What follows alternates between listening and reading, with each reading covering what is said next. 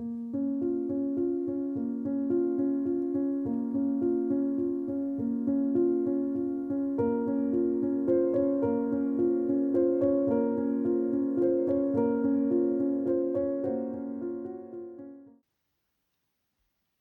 and Punishment, Part 1, Chapter 3. He woke up late next day after a broken sleep, but his sleep had not refreshed him. He woke up bilious, irritable, ill-tempered, and looked with hatred at his room. It was a tiny cupboard of a room, about 6 paces in length. It had a poverty-stricken appearance, with its dusty yellow paper peeling off the walls, and it was so low-pitched that a man of more than average height was ill at ease in it and felt every moment that he would knock his head against the ceiling. The furniture was in keeping with the room. There were 3 old chairs, rather rickety, a painted table in the corner on which lay a few manuscripts and books. The dust that lay thick upon them showed that they had been long untouched. A big, clumsy sofa occupied almost the whole of one wall and half the floor space of the room. It was once covered with chintz, but was now in rags, and served Raskolnikov as a bed. Often he went to sleep on it as he was, without undressing, without sheets, wrapped in his old student's overcoat, with his head on one little pillow, under which he heaped up all the linen he had, clean and dirty, by way of a bolster.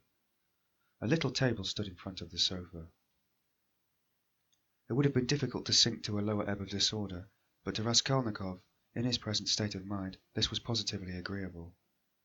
He had got completely away from everyone, like a tortoise in its shell, and even the sight of a servant girl who had to wait upon him and look sometimes into his room made him writhe with nervous irritation. He was in the condition that overtakes some monomaniacs entirely concentrated upon one thing. His landlady had for the last fortnight given up sending him in meals, and he had not yet thought of expostulating with her, though he went without his dinner. Nastasia, the cook and only servant, was rather pleased at the lodger's mood, and had entirely given up sweeping and doing his room. Only once a week or so would she stray into his room with a broom. She woke him up that day. "Get up! Why are you asleep?" she called to him. "It's past 9. I have brought you some tea. Will you have a cup?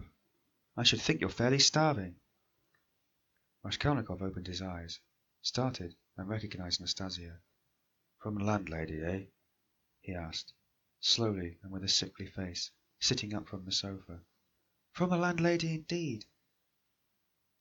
She set before him her own cracked teapot full of weak and stale tea, and laid 2 yellow lumps of sugar by the side of it.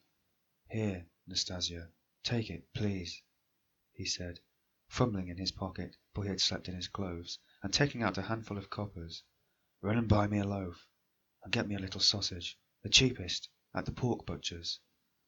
"The loaf I'll fetch you this very minute, but wouldn't you rather have some cabbage soup instead of sausage?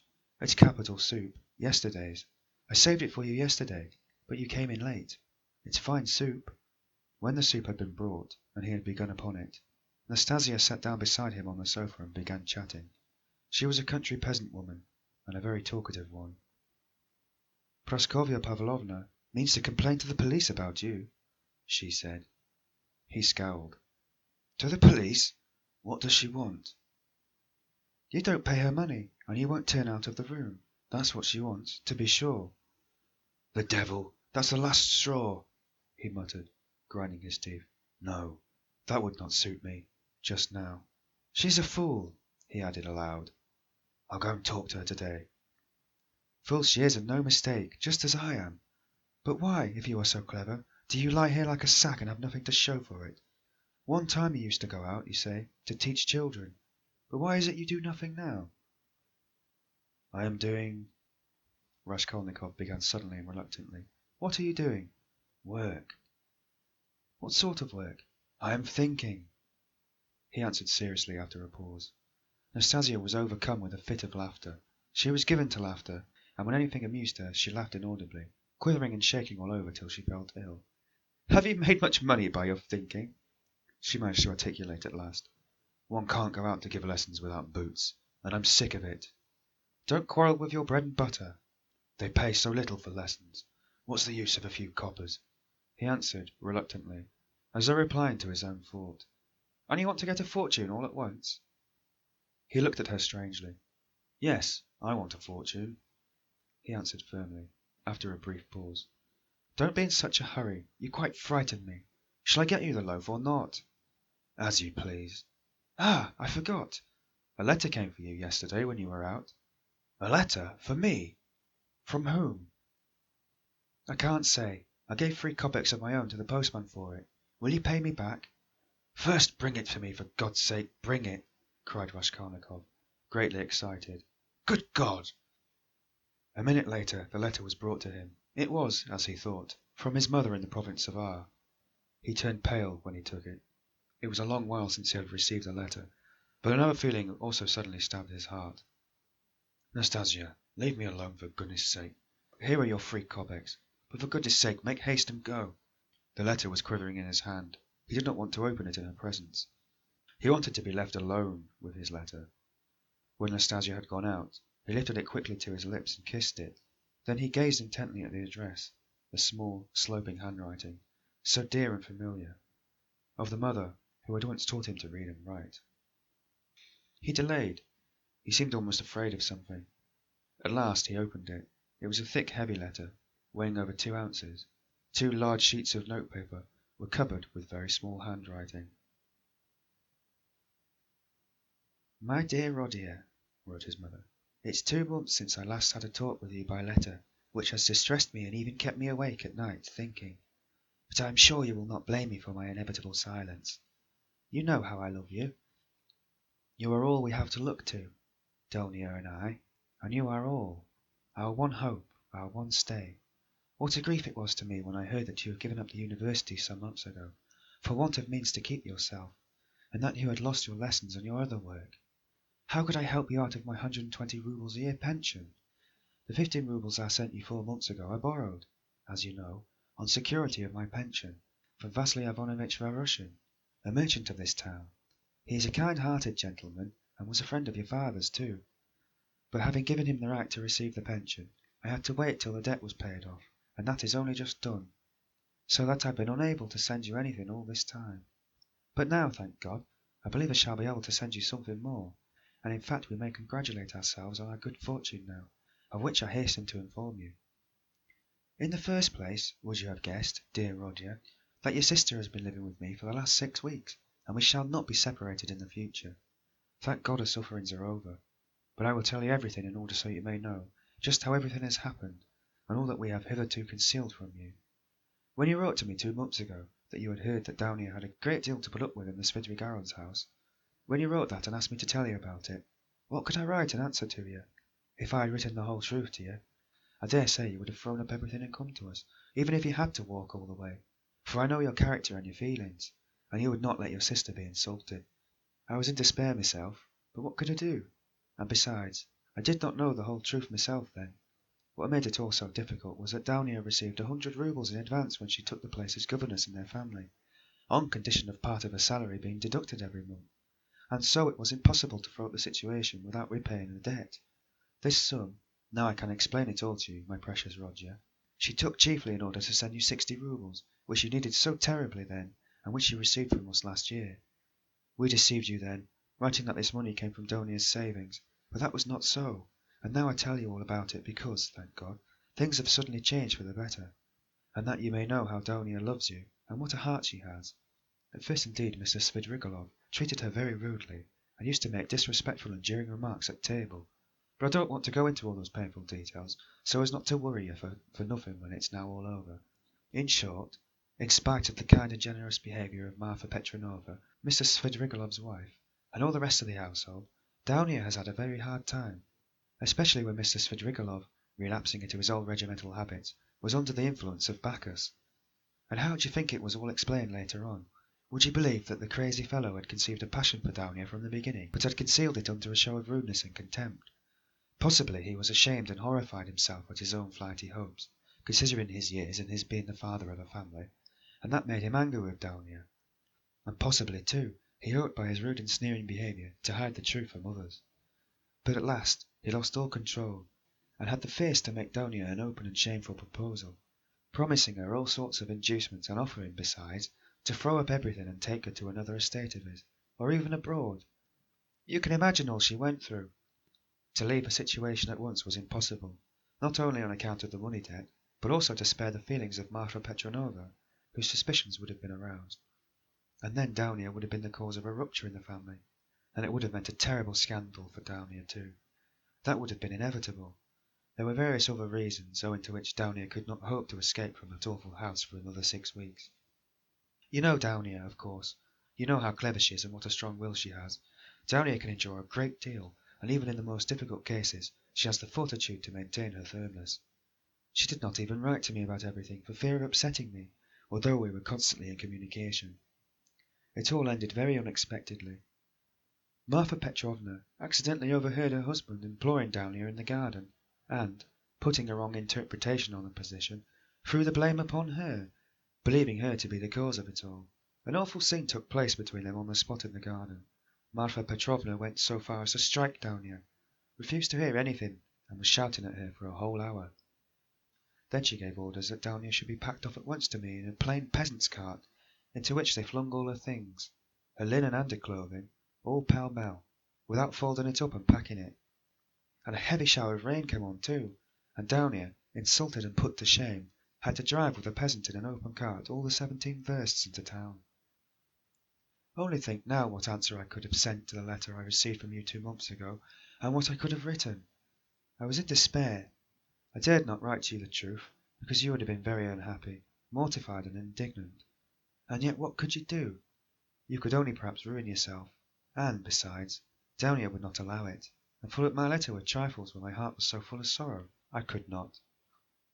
For a whole month the town was full of gossip about this scandal, and it came to such a pass that Downia and I dared not even go to church on account of the contemptuous looks, whispers, and even remarks made aloud about us. All our acquaintances avoided us. Nobody even bowed to us in the street, and I learnt that some shopmen and clerks were intending to insult us in a shameful way, smearing the gates of our house with pitch, so that the landlord began to tell us we must leave. All this was set going by Marfa Petrovna, who managed to slander Downia and throw dirt at her in the eyes of every family. She knows everyone in the neighbourhood, and that month she was continually coming into the town, and as she is rather talkative and fond of gossiping about her family affairs, and particularly of complaining to all and each of her husband, which is not at all right, so in a short time she had spread her story not only in the town, but over the whole surrounding district. It made me ill, but Downia bore it better than I did. And if only you could see how she endured it all, and tried to comfort me and cheer me up. She is an angel. But by God's mercy, our sufferings were cut short. Mr. Svidrigaïlov returned to his senses and repented, and, probably feeling sorry for Downia, he laid before Marfa Petrovna a complete and unmistakable proof of Downia's innocence, in the form of a letter Downia had been forced to write and give to him before Marfa Petrovna came upon them in the garden. This letter, which remained in Mr. Svidrigaïlov's hands after her departure, he had written to refuse the personal explanations and secret interviews for which he was entreating her. In that letter she reproached him with great heat and indignation for the baseness of his behaviour in regard to Marfa Petrovna, reminding him that he was the father and head of the family, and telling him how infamous it was of him to make unhappy a defenceless girl, unhappy enough already. Indeed, dear Rodya, the letter was so nobly and touchingly written that I sobbed when I read it, and to this day I cannot read it without tears. Moreover, the evidence of the servants, too, cleared Downia's reputation. They had seen and known a great deal more than Mr. Svidrigaïlov had himself supposed, as indeed is always the case with servants. Marfa Petrovna was completely taken aback, and again crushed, as she said herself to us, but she was completely convinced of Downia's innocence. The very next day, being Sunday, she went straight to the cathedral and knelt down and prayed with tears to Our Lady, to give her strength to bear this new trial and to do her duty. Then she came straight from the cathedral to us, told us the whole story, wept bitterly and fully pertinent, embraced Downia and besought her to forgive her. The same morning, without any delay, she went round to all the houses in the town and everywhere, shedding tears and asserting in the most flattering terms Downia's innocence and the nobility of her feelings and her behaviour. What was more, she showed and read to everyone the letter in Downia's handwriting to Mr. Svidrigaïlov, and even allowed them to take copies of it, which I must say I think was superfluous. In this way she was busy for several days in driving about the whole town, because some people had taken offence through precedence having been given to others, and therefore these had to take turns, so that in every house she was expected before she arrived, and everyone knew that on such and such a day Marfa Petrovna would be reading the letter in such and such a place, and people assembled for every reading of it, Even many had heard it several times already, both in their own houses and in other people's. In my opinion, a very great deal of all of this was unnecessary. But that's Marfa Petrovna's character. Anyway, she succeeded in completely re-establishing Donia's reputation, and the whole ignominy of this affair rested on an incredible disgrace upon her husband, as the only person to blame, so that I really begin to feel sorry for him. It was really treating the crazy fellow too harshly. Donia was at once asked to give lessons in several families, but she refused. All of a sudden, everyone began to treat her with marked respect, and all this did much to bring about the event by which, one may say, our whole fortunes are now transformed. You must know, dear Rodya, that Donia has a suitor, and that she has already consented to marry him. I hasten to tell you about the matter, and though it has been arranged without asking your counsel, I think you will not be aggrieved with me or with your sister on that account, for you will see that we could not wait and put off our decision till we heard from you. And you could not have judged all the facts without being on the spot. This was how it happened. He is already of the rank of councillor, Pyotr Petrovitch Luzhin, and is distantly related to Marfa Petrovna, who has been very active in bringing the match about. It began with his expressing through her his desire to make our acquaintance. He was properly received, drank coffee with us, and the very next day he sent us a letter to which he very courteously made an offer, and begged for a speedy and decided answer. He is a very busy man, and is in a great hurry to get to Petersburg, so that every moment is precious to him. At first, of course, we were greatly surprised, as it had all happened so quickly and unexpectedly. We thought and talked it over the whole day. He is a well-to-do man, to be depended upon. He has 2 posts in the government, and has already made his fortune. It is true that he is 45 years old, but he has a fairly prepossessing appearance, and might still be thought attractive by women, and he is altogether a very respectable and presentable man, only he seems a little morose and somewhat conceited. But possibly that may only be the impression he makes at first sight. And beware, dear Rodya, when he comes to Petersburg, as he shortly will do, beware of judging him too hastily and severely, as your way is, if there is anything you do not like at him at first sight. I give you this warning, although I feel sure that he will make a favourable impression upon you. Moreover, in order to understand any man, one must be deliberate and careful to avoid forming prejudices and mistaken ideas, which are very difficult to correct and get over afterwards. And Pyotr Petrovitch, judging by many indications, is a thoroughly estimable man. At his first visit, indeed, he told us that he was a practical man, but still he shares, as he expressed it, many of the convictions of our most rising generation, and he is an opponent of all prejudices. He said a good deal more, for he seems a little conceited and likes to be listened to, but this is scarcely a vice. I, of course, understand very little of it, but Donia explained to me that, though he is not a man of great education, he is clever and seems to be good-natured. You know your sister's character, Rodya. She is a resolute, sensible, patient and generous girl, but she has a passionate heart, as I know very well. Of course, there is no great love either on his side or on hers, but Donia is a clever girl and has the heart of an angel, and will make it her duty to make her husband happy, who on his side will make her happiness his care. Of that we have no good reason to doubt, though it must be admitted the matter has been arranged in great haste. Besides, he is a man of great prudence, and he will see, to be sure, of himself, that his own happiness will be the more secure the happier Donia is with him. And as for some defects of character, for some habits, and even certain differences of opinion, which indeed are inevitable even in the happiest marriages, Donia has said that, as regards all that, she relies on herself, that there is nothing to be uneasy about, and that she is ready to put up with a great deal, if only their future relationship can be an honourable and straightforward one. He struck me, for instance, at first, as rather abrupt, but that may well come from his being an outspoken man, and that is no doubt how it is. For instance, at his second visit, after he had received Downia's consent, in the course of conversation he declared that before making Downia's acquaintance, he had made up his mind to marry a girl of good reputation, with dowry, and above all, one who had experienced poverty, because, as he explained, a man ought not to be indebted to his wife, but that it is better for a wife to look upon her husband as a benefactor. I must add that he expressed it more nicely and politely than I have done, for I have forgotten his actual phrases and only remember the meaning, and, besides, it was obviously not said of design, but slipped out in the heat of conversation, so that he tried afterwards to correct himself and smooth it over. but all the same it did strike me as somewhat rude, and I said so afterwards.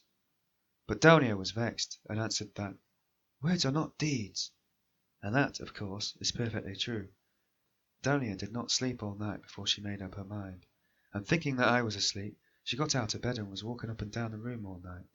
At last she knelt down before the icon and prayed long and fervently, and in the morning she told me what she had decided.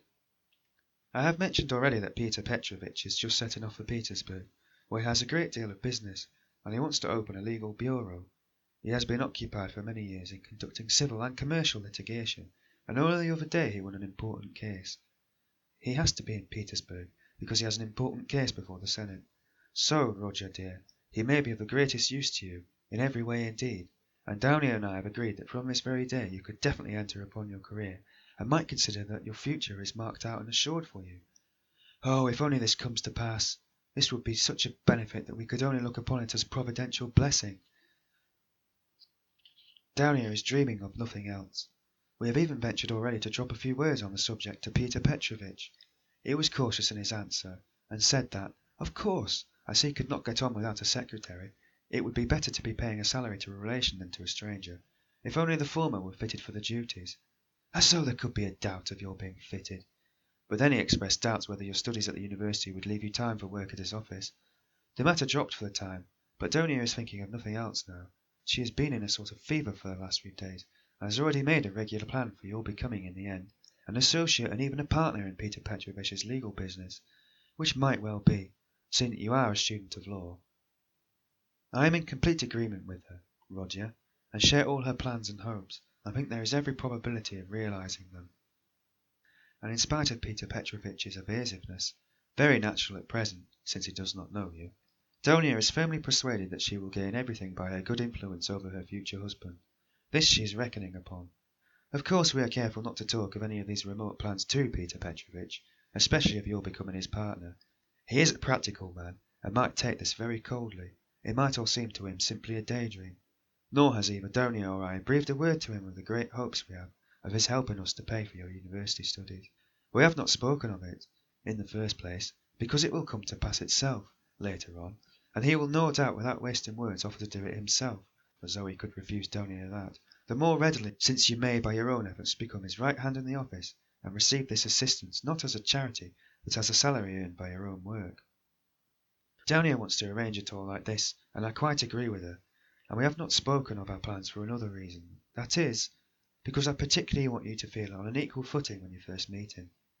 When Donia spoke with him with enthusiasm about you, he answered that one could never judge a man without seeing him close for oneself, and that he looked forward to forming his own opinion when he makes your acquaintance. Do you know, my precious Rodya, I think that perhaps for some reasons, nothing to do with Peter Petrovitch, though simply for my own personal, perhaps old womanish fancies, I should do better to go on living by myself apart than with them after the wedding. I am convinced that he will be generous and delicate enough to invite me, and to urge me to remain with my daughter for the future. But if he has said nothing about it hitherto, it is simply because it has been taken for granted. But I shall refuse. I have noticed more than once in my life that husbands don't quite get on with their mothers-in-law, and I don't want to be the least in anyone's way, and for my own sake too, would rather be quite independent, so long as I have a crust of bread of my own, and such children as you and Donia. If possible, I would settle somewhere near you, for the most joyful piece of news, dear Rodya, I have kept for the end of my letter.